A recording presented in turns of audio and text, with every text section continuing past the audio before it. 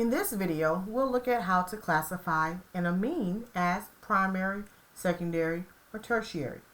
Classifying amines are a little different than classifying alcohols. With the alcohol, that oxygen had to be bonded to one hydrogen, so therefore it could only be bonded to one carbon.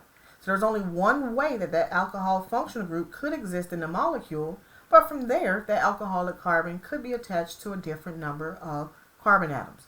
However, that is not the case with an amine.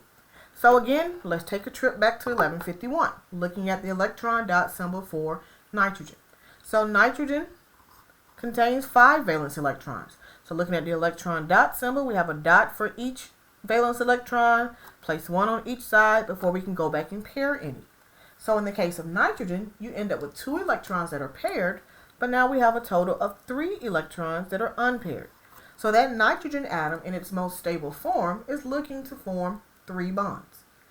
How those 3 bonds are present in an amine can vary from one molecule to another.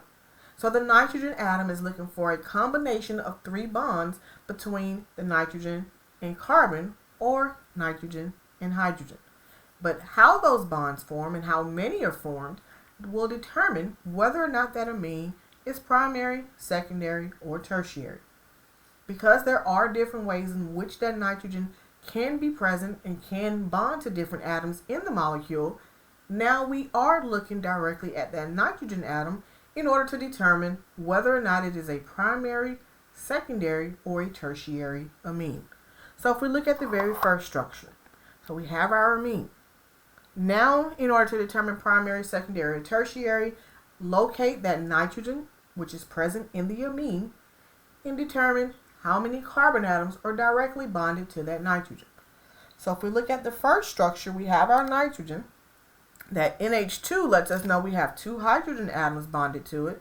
So if I wanted to draw that out, I could redraw that structure and show it with those bonds to the hydrogen. That NH2 simply indicates 2 hydrogen atoms bonded to the nitrogen. However, in order to determine primary, secondary, tertiary, we're looking at that nitrogen,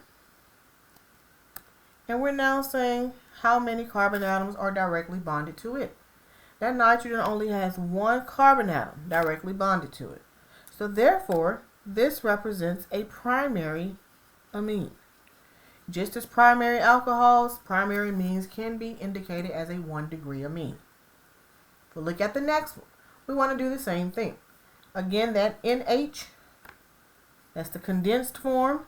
That's the same thing as saying that that nitrogen is bonded to hydrogen. Now, one thing that I do want to point out, when you're looking at these carbon atoms and the carbon-nitrogen bonds, so you don't want to count this end as another carbon. That is the bond between the carbon and the nitrogen.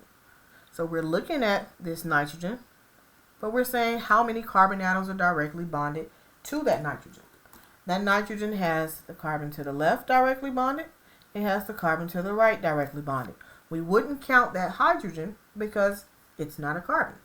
And so we have 2 carbon atoms directly bonded. So this represents a secondary amine.